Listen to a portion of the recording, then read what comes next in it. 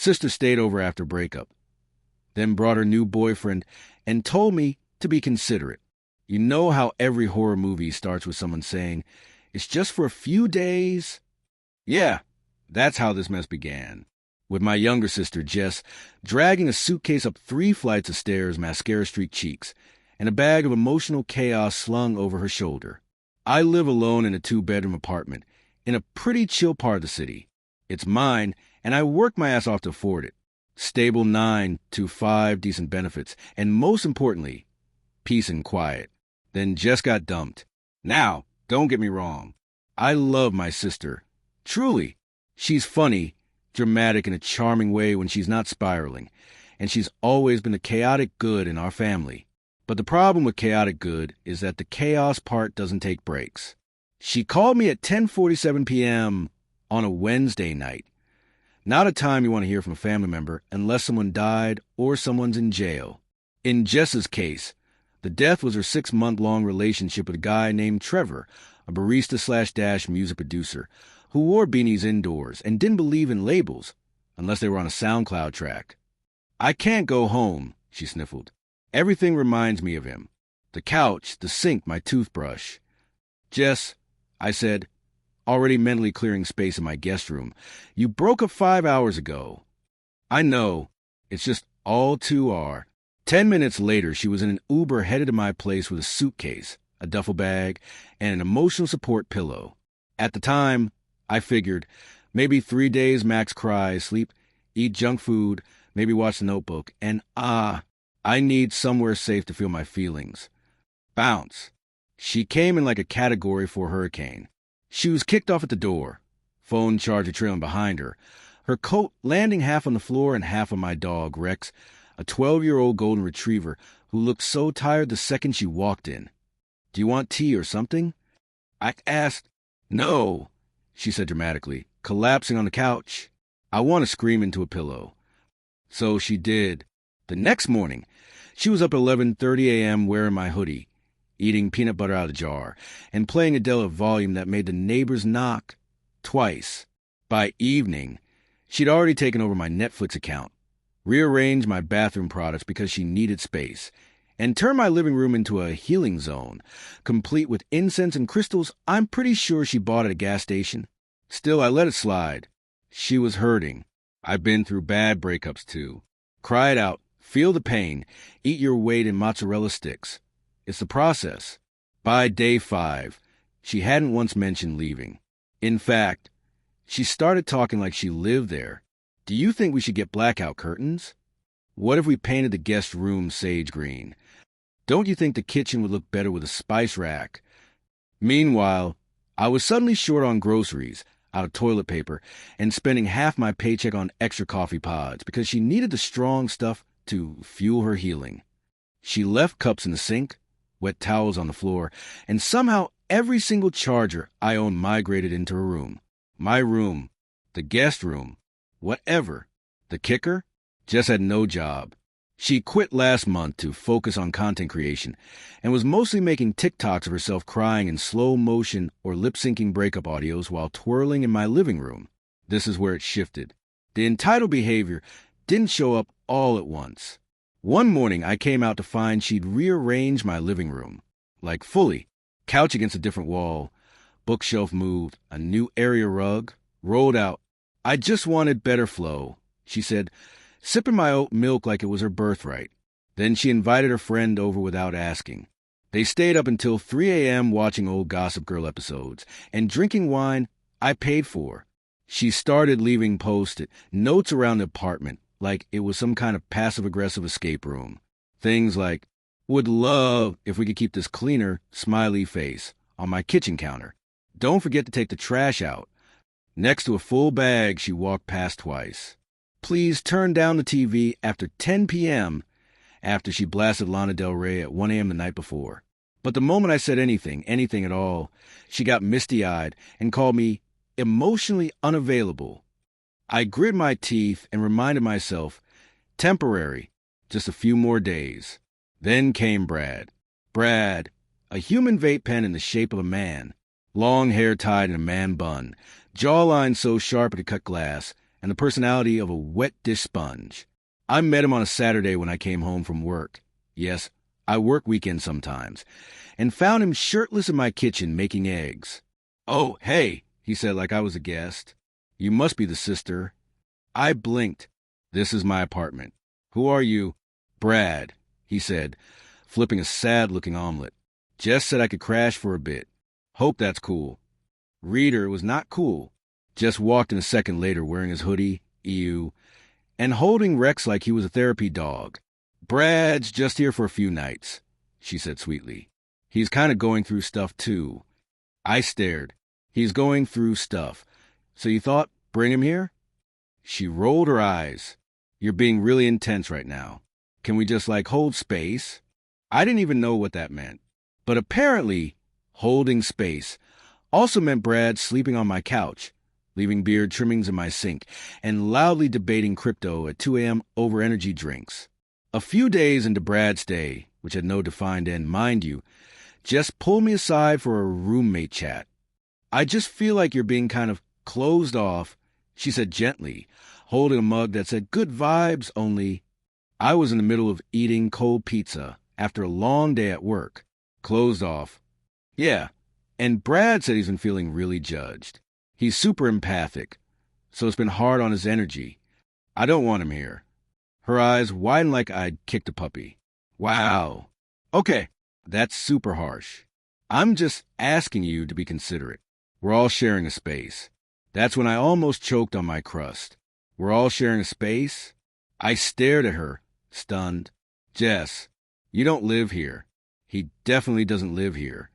"Well," she sniffed, "it's not very compassionate to kick someone when they're down."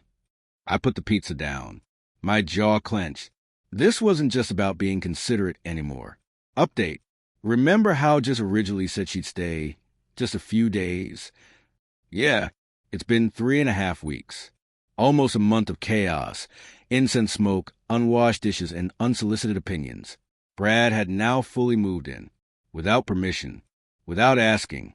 He had toiletries in my bathroom, a full drawer in my dresser, and a skateboard leaning against my living room wall that he never used. It was just a vibe. I'd gone from living alone in peace to living with a spiritually confused couple who thought burning sage would excuse them from rent. Every morning, I woke up to Jess and Brad loudly blending smoothies. Meanwhile, Rex, my sweet, grumpy old golden retriever, had started hiding under the bed whenever Brad entered the room. A very good judge of character. That one, it all really hit the fan one Saturday morning. I'd been looking forward to sleeping in. Saturday was my only day off that week, and all I wanted was coffee, silence, and a little peace in my own damn apartment. Instead, I woke up to the sound of Brad playing acoustic guitar in the living room. Badly. I dragged myself out of bed to find him sitting cross-legged on my couch, shirtless again, strumming what I could only describe as the same 3 chords over and over. Jess was next to him, recorded him on her phone. Morning. Brad said without looking up, as if I should be grateful for the impromptu concert. "Vibe with us?" I stood there bleary-eyed. "Brad, it's 8:30. Jess beamed. "He's working on a new sound. It's kind of post-acoustic soul wave." "What does that even mean?"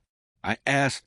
"It's genreless," Brad said, with full confidence and zero shame. I walked into the kitchen. No clean mugs. No coffee. No milk. Just vibes and crumbs. Everywhere.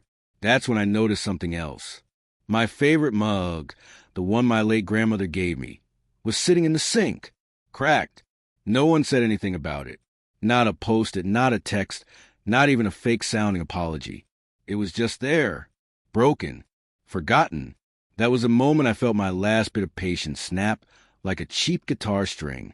I told Jess we needed to talk. She huffed and flopped onto the couch like I just asked her to run a marathon barefoot. "You've been really on edge lately," she said, sipping one of my sparkling waters. "Is something going on at work?" "Jess," I said slowly, "you and Brad have been here for almost a month. You moved in without asking. You don't pay rent. You've broken my stuff. You've turned my space into a live-in wellness retreat/free Airbnb. I want my apartment back." She blinked, stunned. "Wow. Okay, That's a lot of negativity. Brad chimed in, still holding his guitar. I think this energy shift is revealing some deeper blocks. I ignored him. You both need to be out by the end of the week. Jess gasped, literal gasp. I can't believe you'd throw me out when I'm healing. I raised an eyebrow. Healing doesn't mean freeloading, Jess. I'm your sister, she snapped. And Brad is like family now, too. Why are you being so territorial? Because I pay rent here, I said, losing the last shred of calm in my body. I pay rent. I pay utilities. I buy food. I clean. I own the furniture. I even paid for the damn Netflix account you're logged into. Brad gave me a side glance. I've been meaning to talk to you about the movie selection on there. No, I pointed. You. Stop talking. 2 days later, just when I thought they might start packing, Jess hit me with the most unhinged suggestion yet. It was a Tuesday night. I'd just come home from work, dead tired, dreaming of microwave lasagna and a bath. Instead, Jess was waiting in the living room with a presentation. She had drawn up a shared living vision board. We've been thinking, she began, since this living arrangement is probably going to be long-term. No, I said instantly. Just hear me out, she pleaded. You have the master bedroom. It's bigger, it has more light, and it's close to the bathroom. It would really mean a lot if Brad and I could use that room instead. You're single. You don't really need the space. I stared at her. You want my bedroom? She nodded like it was perfectly reasonable. You can have the guest room. It's cozy, and we'll make it nice for you. We'll even hang some art or whatever. You're not just living here for free. Now you want to swap rooms with me? I said, incredulous. It's only fair, she said. You've had the bigger room all this time. Because I pay rent. That night, I didn't sleep, not because of stress, because they were playing some kind of couples meditation in the living room at full volume.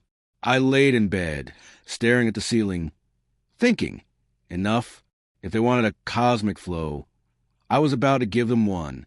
The next morning, I started my petty revenge. Nothing too crazy, just firm boundaries, weaponized politeness, death by 1,000 inconveniences. I changed the Wi-Fi password. When Jess asked, I smiled and said, "Oh, it reset. I'll fix it later." I took the router to work with me. I labeled everything in the fridge with my name. I even labeled the ice cubes. I moved all my dishes into my bedroom. Ate in there too. I unlinked all devices from my Netflix, Hulu, and Spotify accounts. I changed the settings on the thermostat to eco mode and locked the screen. I accidentally forgot to refill the toilet paper in the main bathroom. When Jess confronted me about the internet, I said sweetly, "I thought you wanted to disconnect and heal." Brad asked if I could leave the router home the next day. I said, "Only if you start paying utilities. We can prorate it." They were not fans of this new era. By the end of that week, they were starting to unravel.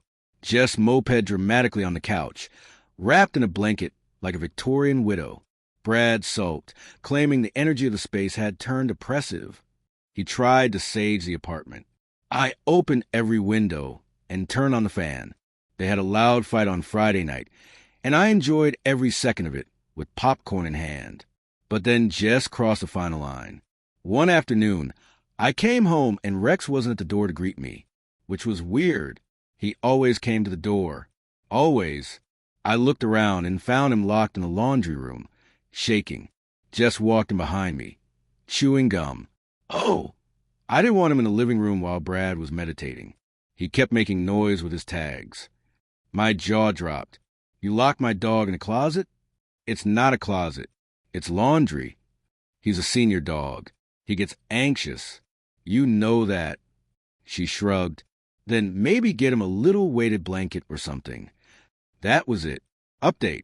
I'm standing in my laundry room staring at my 12-year-old golden retriever, Rex, who is visibly shaking after being locked in there for who knows how long, while Brad, the human sage stick, was meditating in my living room like he was on the edge of spiritual enlightenment.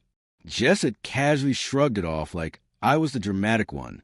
That was the line, the one you don't cross. Not the freeloading, not the stolen Wi-Fi, not the rearranging of my furniture, or even the fact that she cracked my grandmother's mug and said nothing. No, the final straw was locking my sweet old dog in a glorified closet.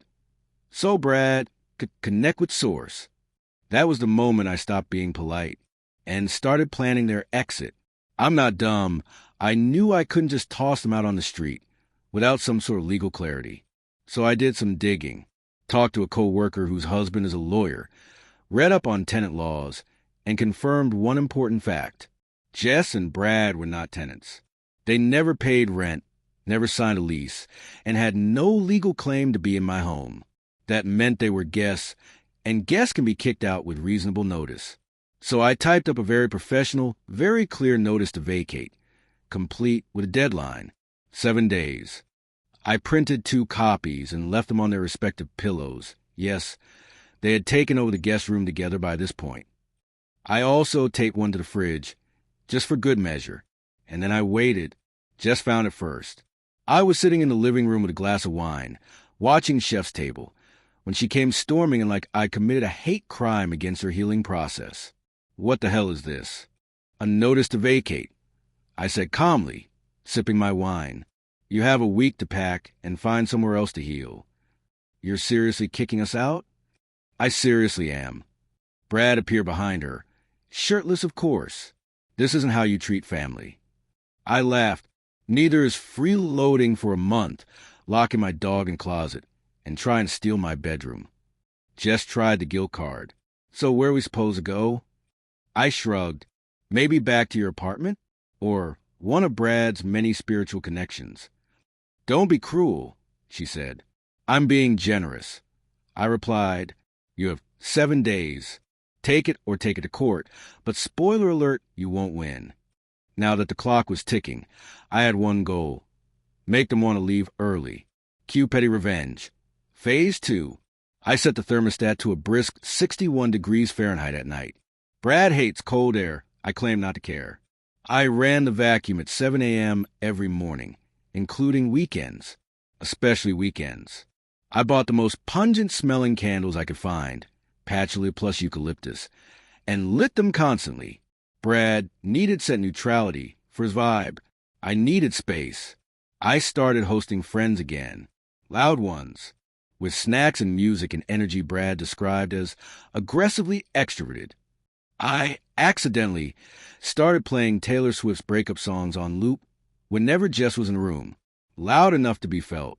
To be honest, it became fun, watching Jess sulk with her weighted blanket, while Brad tried to meditate over the sound of my blender with Chef's Kiss. 3 days before the move-out deadline, Brad pulled me aside for a talk. I braced for it. He sat down at my kitchen table with the seriousness of a man about to negotiate a hostage release. Listen, he began, folding his hands like some kind of enlightened monk. I think we've all made mistakes. I blinked. What mistake have I made? Well, he said, choosing his words like they were precious stones, you've been operating from a place of scarcity, controlling the space, blocking abundance. I sipped my coffee and waited for the pitch. What if, he continued, instead of forcing us out, we cohabitate with more clarity? Maybe we draw up some agreements. Shared chores, shared fridge space, a chore wheel, perhaps. I stared at him. You want to make a chore wheel for an apartment you don't pay rent in? He smiled like he'd won me over. Yes, but with, positive language. Instead of trash duty, it could be releasing what no longer serves us. I burst out laughing. Couldn't help it. He looked offended. I'm serious. I stood up. Brad, you have 2.5 days left in this apartment. No chore wheels.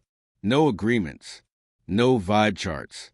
Pack your things. The final 48 hours were quiet. Uncomfortably so. Jess barely spoke to me. Just sulked around the apartment, posting vague Instagram stories about outgrowing environments and knowing your worth. Brad mostly stayed in the guest room, playing his guitar and whispering into his phone like he was launching a podcast from hell. On the last night, I found a note on the kitchen counter. You've changed. We came here for healing and were met with hostility. We wish you luck with your inner work. Jess and Brad. The next morning, I left early and stayed out until noon. When I got back, they were gone. No dramatic farewell. No apology. Just a pile of incense ashes and a tub of half-melted vegan ice cream in the freezer. But I wasn't done. 2 days after they left, I took a photo of the cleaned-up guest room. Spotless, bright, Rex lying peacefully on the rug. I posted it on Instagram with the caption, "Energy cleared. Space reclaimed. Guests are a privilege, not a right." Jess viewed it. Didn't like it. I call that a win.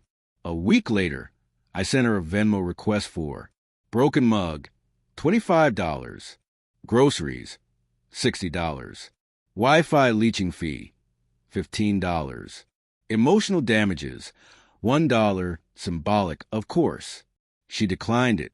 Twice. Rex is back to his usual tail-wagging self. The house is quiet. No chanting, no crystals, just me, my dog, and my fully labeled ice cube trays. And if you're wondering what happened to Jess and Brad, rumor has it they're living in her friend's basement now, building a wellness brand. I wish them exactly the energy they gave me, which is to say, none at all.